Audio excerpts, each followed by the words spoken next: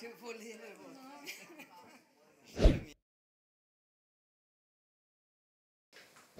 J'ai donné sa chance à son acoustique pour me risquer au néologisme.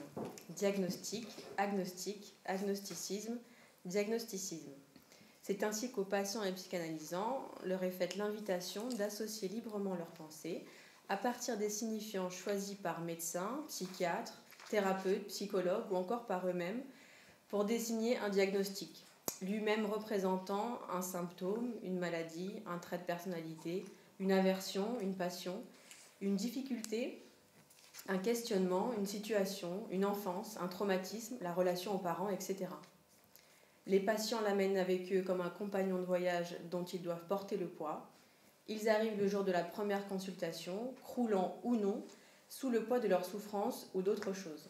Ces personnes arrivent avec des paroles en souffrance, souvent depuis des années. Avant d'entrer en psychothérapie, avant d'entrer en psychanalyse, puis durant toute la psychanalyse, elles font sans rien. Selon la théorisation de Fernando de Amorim, la construction de l'objet rien est le point de mire du voyage psychanalytique. À mesure que la cure avance, la distance avec le rien originaire s'amenuise, inversant peu à peu la vapeur entre la libido qui nourrit une triste jouissance et celle qui construit le désir. Repus de signifiants venant les assujettir à une place de semblant de vivant ou de semblant de mort, assujettissement de l'être par le moi avec la connivence de l'être, ces êtres arrivent sans rien savoir. Et c'est par l'illusion de ce moment du rien que peut s'éclairer la cause de leur souffrance. C'est ma lecture de la théorisation du docteur Dermoy. Les signifiants choisis pour nommer le diagnostic produisent malgré tout une étincelle qui guide les êtres jusqu'à la rencontre avec la psychanalyse. J'ai choisi de vous présenter aujourd'hui le diagnostic médical idiopathique de Laura et les signifiants qu'elle a elle-même choisis dans sa cure pour élucider ses symptômes et qui sont de l'ordre de l'interprétation symbolique. Laura manifeste une première crise d'épilepsie, c'est sa parole à elle, crise d'épilepsie, généralisée lorsqu'elle a un peu plus de 20 ans. Un malaise sur la voie publique, à l'orée du quartier dans lequel elle a grandi. Elle dit en séance qu'une dispute familiale avait éclaté la veille, menaçant, je cite, le secret de sa vie sexuelle dévoilé au grand jour, l'exposant dès lors en tant que femme, notamment aux yeux de son père.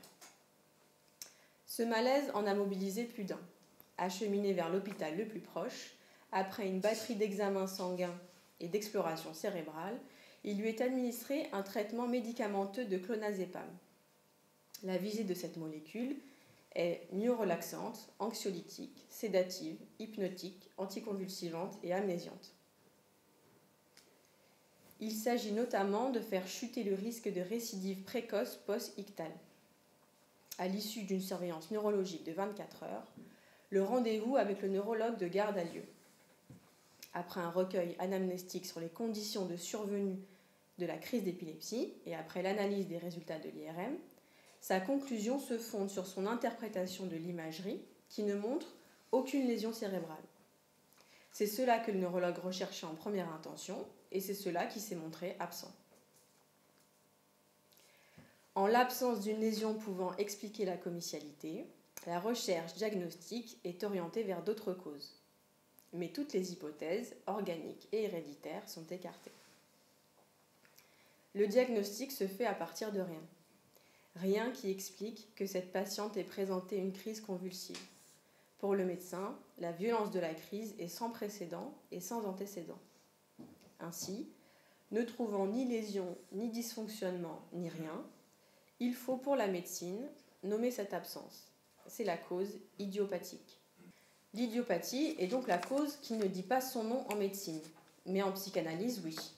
C'est l'autre nom du symptôme corporel, l'autre nom de la jouissance, l'autre nom de la croisée des chemins entre être joui par son ignorance et désirer savoir. Le diagnostic clinique du neurologue, comme une sentence, tombe dans les oreilles de la belle indifférence de Laura. Épilepsie myoclonique juvénile. C'est une nomination, le nom de la manifestation corporelle. Et cette nomination ne donne pas un coup de projecteur sur le message que véhicule le symptôme. Au contraire.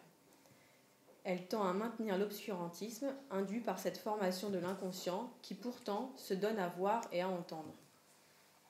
La nomination médicale du symptôme corporel, aussi ici appelé diagnostic, entretient l'ignorance. La tentation est alors grande pour le moi de faire du signifiant du médecin un phallus imaginaire. En ce sens, le risque de la sentence diagnostique serait de déjouer la tentative de l'être signalant au moi une souffrance, d'abonder en libido les sillages d'une jouissance mortifère empêchant tout désir, toute construction de désir, de se dérober à toute perspective de manque, de désir, de savoir, du rien. Le médecin a fait son travail, il a cherché la source, il a cherché la lésion, il a trouvé rien. Ce rien médical est un excellent résultat. D'une part car il écarte toute maladie et toute atteinte organique, et d'autre part car il assoit davantage l'autorité du médecin, appelant les patients chez qui l'on ne trouve rien à aller à la rencontre d'un psychanalyste pour prendre la tâche du grand autre barré.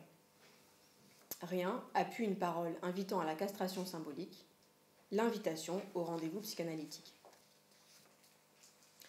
La clinique du partenariat est nécessaire dans la logique du soin, car elle constitue en elle-même une prophylaxie, évitant alors les symptômes paroxystiques et les maladies. Lorsqu'une personne rencontre un médecin généraliste ou un spécialiste, et que celui-ci l'adresse à un psychanalyste, il introduit d'emblée l'existence d'une voix autre, murmure à l'oreille de l'être et du moi, la voix de l'espérance. Pour Laura, face à l'idiopathie, c'est une ordonnance médicamenteuse qui lui est rédigée, avec l'indication de consulter un neurologue en ville. Durant cette hospitalisation, Laura n'a rien perdu de la superbe de son symptôme. Elle est repartie avec, et donc sans savoir. Avec son symptôme, avec une prescription médicamenteuse, avec un signifiant, avec son ignorance et plus de jouissance encore. Celle des bénéfices secondaires du malade, qui en se faisant objet de la médecine, quête la reconnaissance et la considération du corps médical hospitalier. Les médecins et articles à propos de l'épilepsie évoquent un phénomène d'aura précédant une crise, comme si le moi avertissait d'un déferlement imminent. Pour Laura, déjà en psychanalyse, il ne s'agissait pas d'une aura, mais d'un savoir sur elle-même, pioché du côté de l'autre barré. C'est une citation de Fernando de Amorim. Elle dit « Trop d'alcool, trop de fêtes, trop d'excès, pas assez de sommeil. Il y avait aussi l'arrêt du traitement antiépileptique sans avis médical et, je cite, ce message qui lui est revenu à l'esprit. La maison n'était qu'un nœud de ténèbres. Trop de culpabilité, trop de haine, trop de jouissance. Débordé par cette libido qui n'a plus où aller, le moi corporel l'absorbe et la manifestation corporelle se produit. L'être de Laura n'est plus, seul reste sa jouissance au bon soin de ses organisations intramoïques. Ce qui m'autorise aujourd'hui à évoquer les crises convulsives de Laura comme étant les exactions de ces organisations intramoïques, ce sont les interprétations de Laura. Elles font office de boussole dans le traitement psychanalytique du symptôme et de sa résolution en présence du rien médical. Des mois de psychanalyse après les 2 crises passées ont permis un retour du refoulé et ainsi une parole vraie. J'ai réussi à attraper la pensée qui a précédé les myoclonies. Ce sont des pensées dépréciatives.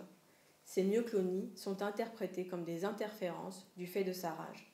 Laura poursuit sa cure psychanalytique et à ce titre, contrairement aux symptômes corporels qui résultent de la libido ayant emprunté la bouca, contrairement au traitement médicamenteux où il s'agit de prendre une molécule en passant par le canal oral, l'autre bouca, os, le traitement psychanalytique est d'un autre registre. Il consiste à s'engager avec son désir, le parler, c'est une citation d'Amorim, pour éviter qu'il ne se transforme en libido et qu'elle-même ne se transforme en expression corporelle.